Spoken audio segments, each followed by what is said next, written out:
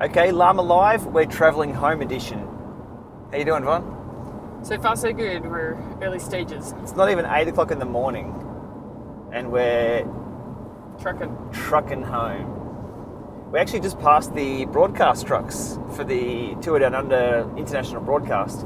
They'd obviously driven halfway home and had a truck stop for the night. So a huge week at the Tour Down Under. We may even have to split this into 2 episodes, or we'll just talk for about 2 hours, whichever comes first. So we've already had one Llama Live talking about the first few days of the Tour Down Under. The next couple of days, well, the following week, was just massive. It was huge. And you had a good week, Von? Yeah, it's been really great. I've really enjoyed the whole week of cycling and sun and everything. So, back to work. Yeah. And tan lines? Oh, they're hideous. I tried really hard this time around after my fail over New Year's Festi 500 with the sunscreen. So, yeah, we'll do better.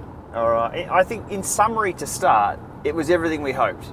It was good weather, good roads, good riding, good food, good company, good racing.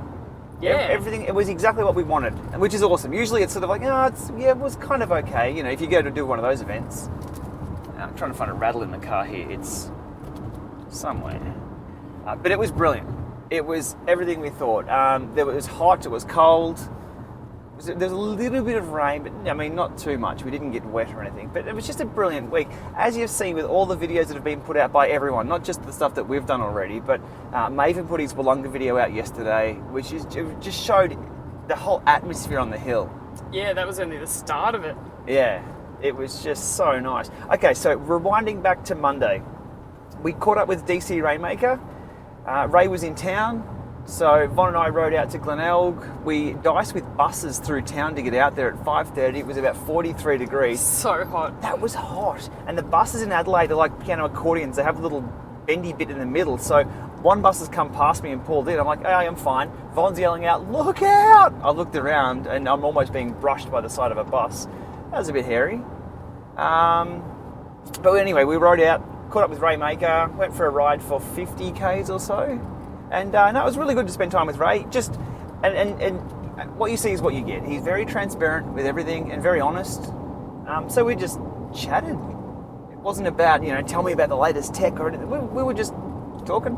Yeah, it was great. It was the first time I got to meet him. So worked out we had a few things in common. We used to work at the same place. And I love the tech, all things tech on the bike is good fun. Yeah. So it was really good. And it was flat Ks. I think they were the only flat Ks I did for the week. It was out to Outer Harbour and back. If you're in Adelaide or from Adelaide, it's just along the beach, I guess. But that was really nice. And just a really nice guy, really into his tech. And he's a triathlete though, so I think he forgot his socks again. He's forgiven for that. And then Von and I rode back into town, and those dreamy rides you have where the roads are buttery smooth, your bike chain is oiled, and super warm. It's warm, and it was one of those nights. It was just brilliant. So on Tuesday, I went out to the Paracombe climb. I've put that footage up of riding that climb, and it was super hot. I slept in till about 9 o'clock, and I rolled out when the heat really kicked in, and that was a shocker. I should have gotten up a lot earlier than that, but we're on holiday. So I rode out there, right up the gorge, past a few people, and then past a few big groups. There's always groups. There's groups everywhere. Yeah, that's right. So my ride, I did get up early. And I got to meet and ride again with Jens Voigt. So we took a group from the public with cycling tips and flight centre, organised by the Bike Exchange. The exchange that I'm referring to is the coffee shop that they set up in the Tour Village. Not confusing at all. Yeah, not confusing at all.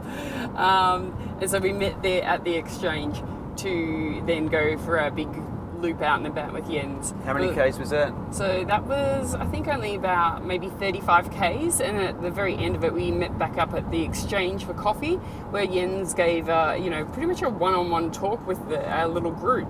By that time, a few had dispersed, and even while we were riding, he was making sure everyone kind of had an interpersonal experience with him. He was jumping between the groups and just chatting along one of the ladies that was part of our wider group was so excited that they got to chat about their kids together and just talk about everyday life. It's not always just about bike racing. It's nice. As you've seen with the other Jens video that we did, he's just a nice guy, and I like that. I mean, we keep saying that, but it's just so refreshing. There's no attitude coming from him. It's all just loving life, which is really, really good. So out on Paracombe, I found llamas. Well, they were alpacas. And they weren't too friendly though, so they disappeared behind me, but I did get a selfie with them. That's okay. Then I dropped down the Gorge Road, which they raced down, and I was out of water at the end. I was still 12 k's out of town, 12 k's from home. So I walked up to a sprinkler. If you've seen the end of one of my other videos, you'll see what happens with the sprinkler. Here's what happened.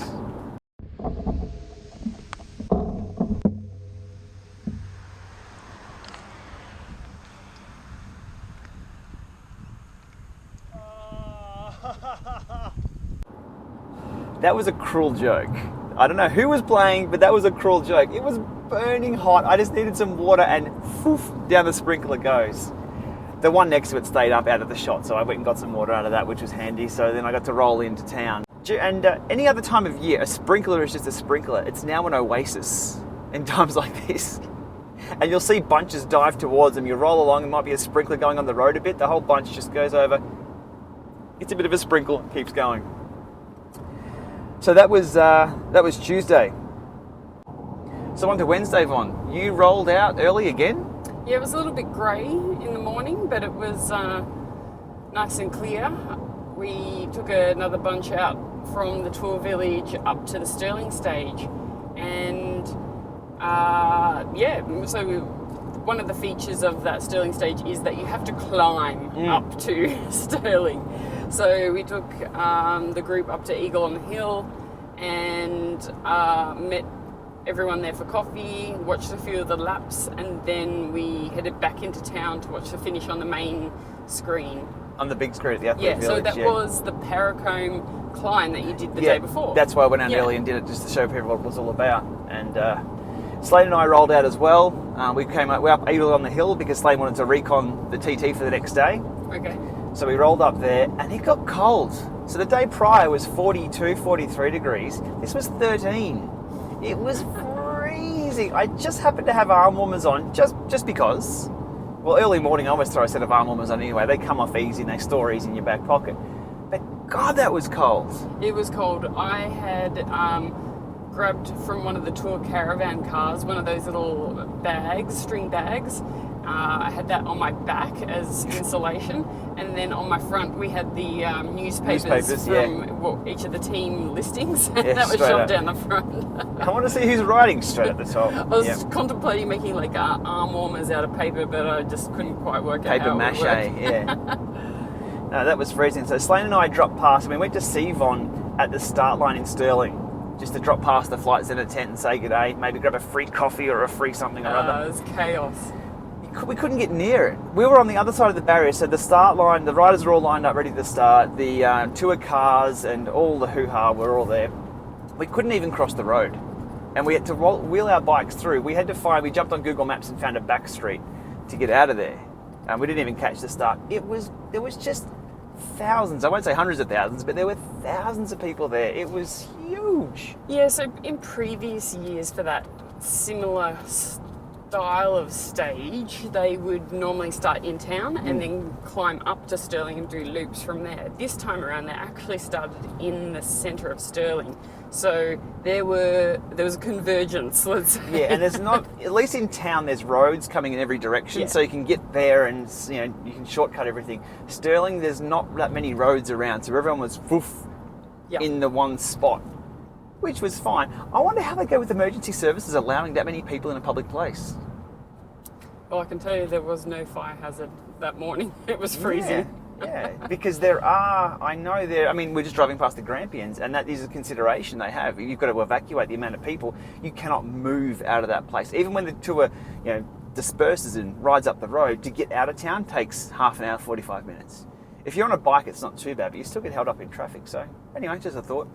Yeah. So Slane and I dropped back into town, and it was great getting out in the hills with Slane. Just somebody with a familiar wheel we ride this week with a lot of randoms and a lot of people you meet for the first time. You're not quite sure, how they sit on a wheel or how they back off into a corner, but riding with Slane, we were just sailing down the hills. You know exactly how someone's going to respond, or even when they're faced with a stick or something on the road, you just know, I don't know, it's just being familiar with someone to ride with.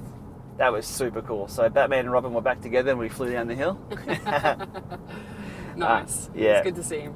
And that was heaps of fun. And then that night we went to down to watch the Club Crits. They had Club Criteriums in town at Victoria Park. Yeah. And again, we just chucked on normal clothes, warm night, rolled down, smooth roads. You know what it's all about. So easy. And we just sat there and watched everyone race. So I got one photo. I think this is going to be a photo of the week, maybe? What do you think? Oh, I don't know. I think your Sagan selfie was probably your photo. Oh, that of the was week. Von took that photo. But I like this photo. It's a really nice photo. So Yeah. here's my nice photo. Have we mentioned the racing yet? Okay, if you haven't got the theme here, it's not about the racing. Although, that day in Stirling, Richie Port lit it up. I watched the Paracombe stage and the final, and I thought they'd moved the finish. He came up that hill that fast, and it changes. The scenery changes. I mentioned as I rode up and spoke about the climb, these surroundings will look so different tomorrow. There will be it'll be unrecognisable, and it was. You couldn't tell it was the same place. Pro Tour banners, people, archways. Yeah, but in the same point in time, he made it look flat. That he did. So Sagan jammed it from the bottom. Yeah, well, that's the steepest part. Yeah. As you run into it, it goes up to probably maybe even 15% at the start. So get that over and done with. But then usually the rest of us are like, okay, we're done for the day now after that small part. Yeah, and just tick it over. Yeah. So I think Sagan was a bit of a safety lead out too, I think, or a safety positioning, because that's pretty tricky into that corner. But Richie just got out of the saddle and just rode him off his wheel. Yeah, it was amazing. Yeah. And inspiring. Like, I was like, oh my God. And did you notice how easy he got off the bike and went, yeah, no, I'm in pretty good climbing form. It just goes to show that when you're super fit, Yeah. you're fit to recover for everything. No matter how hard you dig, you'll recover for even just the interview, and his confidence was there. It wasn't as if he was on the side of the road, throwing his guts up. He was like, yeah, got it sorted. Yeah. So next level. We've seen Richie for a long time now, since his transition from triathlons or swimming into cycling. He was in nondescript plain kit at the Ballarat Nationals in 07 or 08, I think it might have been. Ripping around in the break. We didn't know who this kid from Tasmania was. Well, we kind of know who he is now. So just an absolute dominating performance. And we hadn't seen him at the Nationals, so we weren't sure what form he was in. But we now know what form he's in. He was flying. Yeah. So Thursday was the last day of the public rides that we were hosting with Flight Centre. We actually had a pretty good group in terms of size that day. So we headed out to Outer Harbour, did the loop-de-loop up the top. So the same way we went with the Rainmaker? A little bit different at the start. Okay. But yeah, that was the same turnaround point. Yep. And then we scooted back down to Glenelg, where it was an absolute hive of activity. They started the stage there? Yeah, right in the main coffee strip in Glenelg. And I was pretty lucky and I was pretty much hoping this was my one opportunity to get my Sagan selfie, because we were going to get to do a walkthrough of all the team cars. So I want to share that with you as well.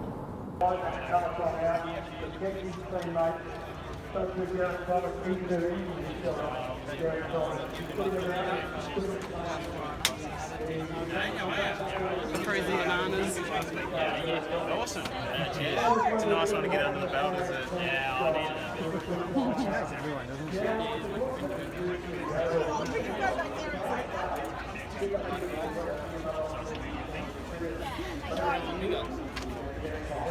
I haven't turned mine on. Okay. Double check. Right back.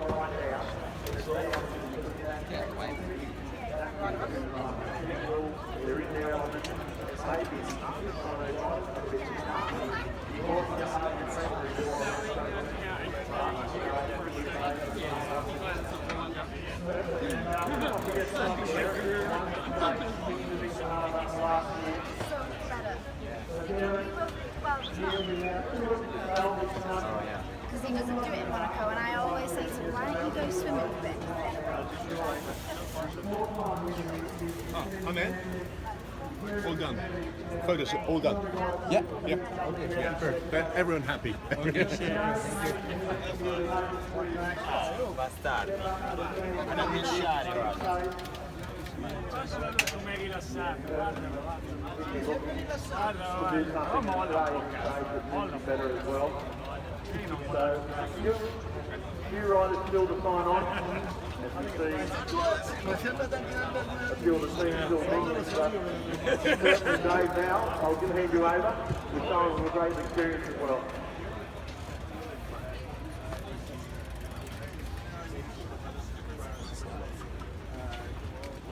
I'm just going to check his car. So ladies and gentlemen, we've run a pioneering professional day together. Totally did blue steel then. Yeah. Alan, we had the chat with this morning after yesterday's winning drive. Who's in the car? Oh, he's in the passenger. Driver's seat. Seriously looking for Mike. It's on the bike shop back, and I heard he's got to be in there. Came on with his Oh, the car. Oh, we can walk back.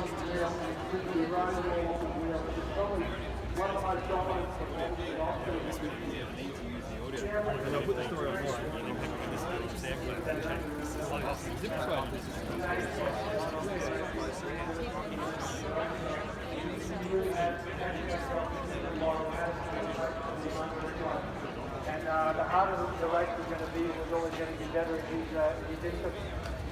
And now moving forward, Victor Harvey today, and it's always, we can never see challenges at this stage, and we never know what to expect. It can be windy or it can be tip still. Last year we didn't lost a few seconds coming into Victor Harbour. It's crucial in the end. So what's the plan of the track today? Stay out of trouble, I guess. So, who's in the second fifth here?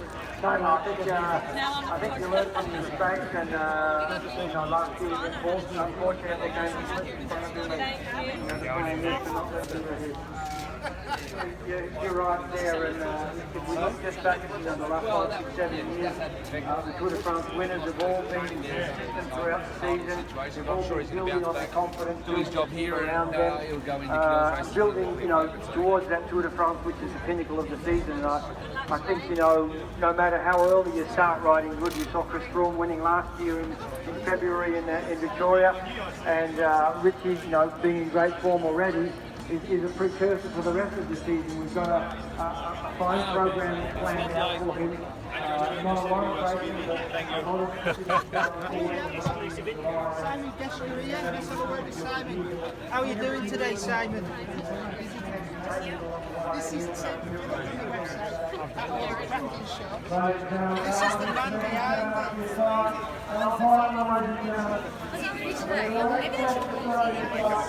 Sorry guys. I want them to just be like, move, so I know that I need to move. They're not saying anything. Pretending to. I've got a couple of them. That was my goal. Sorry. Loving it.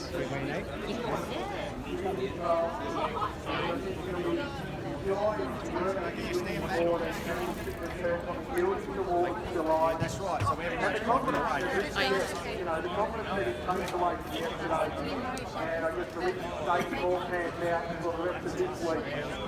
Fantastic stuff for the yeah, showing my age. You've got another plus in the world.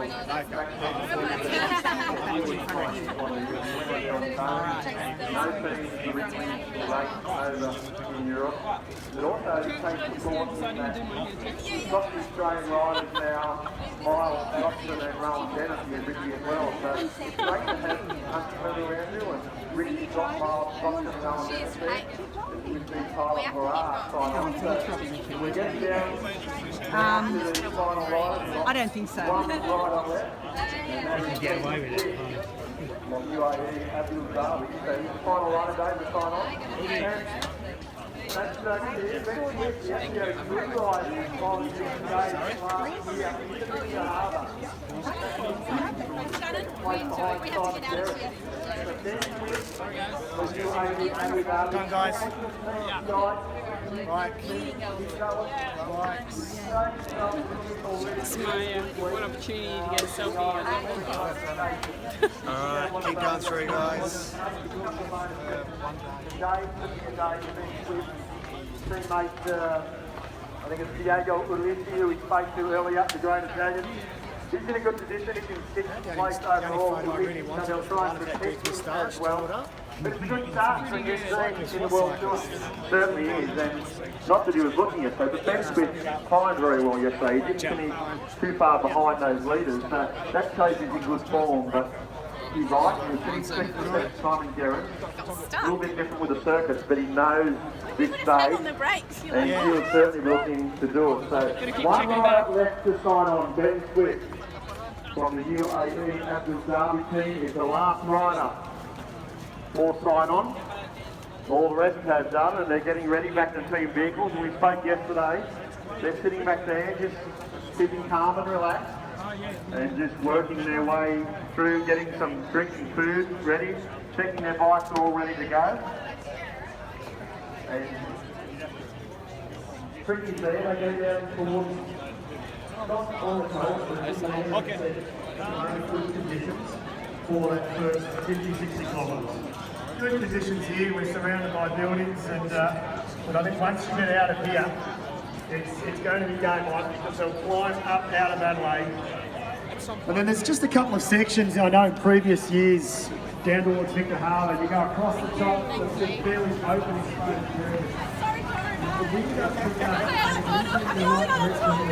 More bystander footage. I like it. Unfortunately, as you can see from that footage, Sagan pretty much was not interested in doing any selfies and more interested in doing his hair. So That's a lot of work. I know, and look, I've been at pre-race starts as well, where you just Doing your hair? need to do your hair. I don't have that problem. So yeah, good on him. He raced really well that day as well. Yeah. So that was down to Victor Harbour. The Victor Harbour stage is always a bit of a shit because it finishes so far out of town. I think Victor Harbour's about 130, 140 k's south of Adelaide. So it's not as if we can go there and watch the finish and ride home. That's a big day in the saddle. So we just most people just watch that on telly. And that was hectic. I think someone hit the deck. Yeah. And Yep. a couple of riders hit the deck on the lead into town. But then Caleb gets up and takes the win as well. I'll give spoilers away now because we're a week down the track. Well, that was last week, technically. So on Thursday, Slane and I went out to the Eagle on the Hill time trial. Slane had entered. I was there as support, and Slane tore that climb a new one. We'd already reconned the climb the day before, so we knew how to ride it. We'd done it. You did it as well with me, didn't you, 4 years ago? Yeah. At the Cavs It stuff. must have been about 4 years ago. Yeah. So great course. Hill climb time trial. Short, 13 minutes, 14 minutes. Yeah, it ramps up, ramps up, ramps up. Keeps on going. Feels like forever, but Yeah. yeah. How was the conditions on that day? Pretty cool. Okay, cool. Not really windy. The storms had come through the night before and put crap all over the roads. So we were dodging trees and things, but it wasn't too bad. That's just par for the course Yeah. for around Adelaide. It's in the hills, quite exposed, a lot of wind. But on race day, there wasn't a lot of wind. But Slane won that, won all the money. Funnily enough, I've got many stories about racing vets and them misplacing the timings and presentations, and they sort of stumble around a bit. We love them, but it's just a little bit of, we come to expect a bit of a stuff up at the presentations. So we were there running through all the presentations because they run the oldest to the youngest. Slane was read out as the blistering time. I think he did a 13:42 or 13:41 official time, and that was, everyone's just like, holy shit, that's flying. And Yeah, he did great for his yeah, category. Slane did. It was time of the day. And then after the presentations were done, they ran out fastest time of the day. It's another category they give just for fastest time across any grade, and someone else won that. And everyone's like, oh, okay, well, you just read out all the timing. So I wasn't trying to be a smart ass. I was like, well, what was his time? Because they didn't read out the times the fastest of the day. Now, note, Slane did a 13:41. Fastest time of the day did a 13:59. That's kind of not the fastest time of the day then. Confusion ensued. Again, as I said, full respect to the people who run the show. They're volunteers and we love them. But when things go outside the box, shit goes down. They asked for everyone's money back. There was a bit of confusion. Everyone's kicking stones around. I'm like, oh shit, what have I caused? They sorted it out though, so that was all cool. So Slane did win time of the day with the time of the day. So happy days there. Slane rolls home with a pocket full of cash, but not enough to weigh him down on the descents. I still put some time into him going down. Might be a weight thing there too. So when we were out with Ray on Monday, he was mentioning the new GoPro, because we sort of all rocked up with GoPros in the front of our bikes, as you do. And I was just telling him about the post-processing I have to do for the stabilisation. And he just sort of mentioned, well, the new 5 has good stabilisation. I haven't even looked at the 5 yet. I didn't even bother about it because I just bought the 4 before I went to Eurobike. The Sessionist is a little box camera. And I did the descent with Slane after Eagle on the Hill. I even then post-process smoothed out that footage, but it was still pretty shaky. And when you stabilise something that's shaky, it sort of loses a lot of quality. As Ray mentioned, the 5 had better image stabilisation.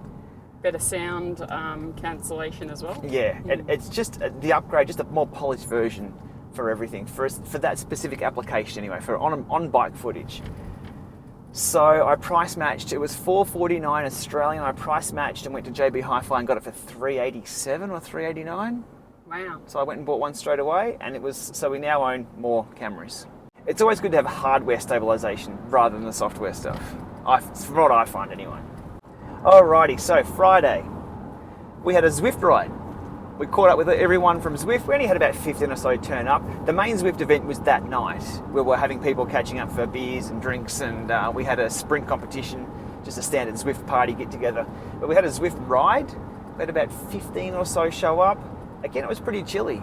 We headed up Eagle on the Hill, just a nice route out of town, over to Lofty. Drinks were on the house from Zwift, so thanks guys for that. Coffees were on, were they? Coffees were on. Nice. We had coffees, we had smiley faces, biscuits. Everyone got a muffin. I'm like, why are you getting muffins? I like smiley face. So I got a smiley face.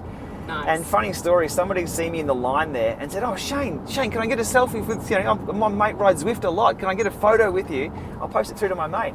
I've turned around and said, well, there's 4 employees of Zwift here if you want to really show the... No, I didn't care about the people from actual Zwift. Sorry, guys. But a few selfies in the line there, that was great. Caught up with Rhino up there again. Oh, wow, he's everywhere. He's everywhere, that guy. And then dropped down Norton Summit. Nice. So back into town, and we just happened to pass where the start of the race was happening. I didn't even see. I knew the race was starting in town somewhere that day for the Tour Down Under. Again, we're talking about the race. This is Norwood. It started that day. Norwood, right?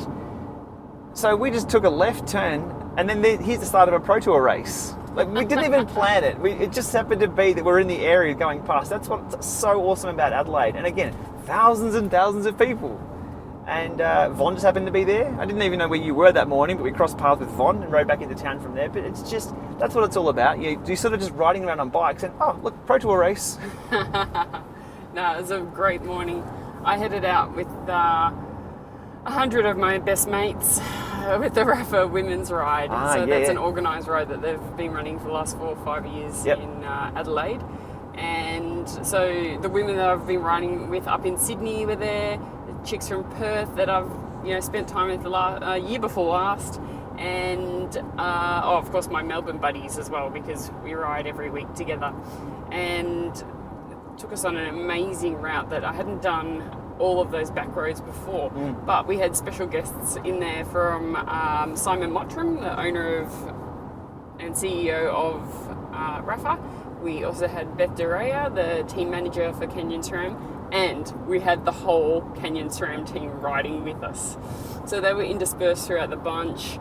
We had Kirsty Baxter taking photos of the team in amongst all of the ladies, as well as getting some general shots of the ride. And like Shane said, it was pretty chilly, but this time I came with arm warmers and a vest, so that was really good. We got up, weaved around the back roads, up Montacute, up to Lofty as well. We went down Green Hill and then went to Norwood, so that's where we saw you. We did the opposite, we've sort of just converged in the same spot. Yeah, that's right. Awesome. So the women had hung around for the week because their racing was done on, I think Tuesday was the last day. Yes, so that's right. They stayed around because, I mean, Australia, it's good weather. Yeah, they pretty much had a team camp straight after. Okay, cool. Yeah. Yeah. And that night we had the Zwift event. That's right. And it wasn't a Watopia day. I always get a bit down the dumps when it's not a Watopia day. Because Richmond and London, well, we love them, but Watopia is where it's at on Zwift. And it's easy for us to run competitions up and down the hill. Just a short little hill. Usually that's what we do for any of the get-together events. But the team had organised sprints on the London course. Great. So Fabio was there running everyone up and down the course and spinning them around at the right spots. And the sprinter from Canyon SRAM, German sprinter, now I'll probably demolish her name like she demolished the trainer and the wattage, Mike Kroger, Mike, if someone can post below how you actually say her name, that'd be great. She was phenomenal. So good. It was an 11-second something sprint. Yeah, and to see her power just start to ramp it up, and then she held like 600 watts for 20, 30 seconds. It was amazing. Like, we were all just going, "Wow." Yeah, world class, absolute world class. But also done with a smile as well. So they were all having fun. Yeah. So that was good. And got to meet a lot of people from Zwift. Yeah, they were feeling the rush. That's it. It must be the soundtrack to the whole week. I won't play the tune. Everyone knows the tune. We're conditioned to love the tune. Oh, we've got a bike rider out here, and he's just hurt his hand. He wasn't even in kit. No. Okay, the reason why we wear bike shorts for those non-technical and non-cyclists is so you don't rip yourself a new one on seams. Because if you sit down on a seam, like, you know, on your here, that's just nasty. Anyway, I felt against the skin. yeah. So on for Nicks with the chamois, there's no seams there where the pressure points are. So I see someone riding a bike this far out in the middle of nowhere with just normal clothes on. I feel for them. Well, they'll be feeling it themselves too. So anyhow, so that was Friday. That was a huge night. We had some late, yeah. photographers there. Yeah. And I got to have a chat to Kate Verona, that was running the Zwift Academy, and she brought over my cap for completing the Canyon SRAM first round of the Academy. Hand-delivered Canyon SRAM Rafa cap. I was really appreciative of that. Yeah. I mean, it probably saves them on postage, but also... Postage from the US sucks to Australia. We all know about that. Yeah. So, yeah, that was a nice little touch as well. Yeah. I didn't expect it at all. All right, I think we'll wrap today's show up because we've got Saturday and Sunday to cover, and I think they're worth a whole Llama Live in themselves. We've got a ton of footage to put in for that. So thanks for coming along. There's our weekday cover of the Tour Down Under 2017. I hope you've enjoyed some of the bystander footage we've thrown in there. I think it kind of works. I like watching this stuff. I like being the bystander. And if anyone else is at any other races around the world, please do the same. I just want to walk through a crowd. I can't get there, but we want to be there, if that makes sense. So hopefully that's what the experience I'm providing here. Something a little bit different. They may not work too well as a podcast if you're listening to these in a podcast, but I'm having fun making these videos. And we had a ton of fun during the week at the Tour Down Under. So thanks for watching. Stay tuned for our wrap-up of Saturday, Wollonga, and Sunday, the final stage. Thanks for coming, Von. Thanks.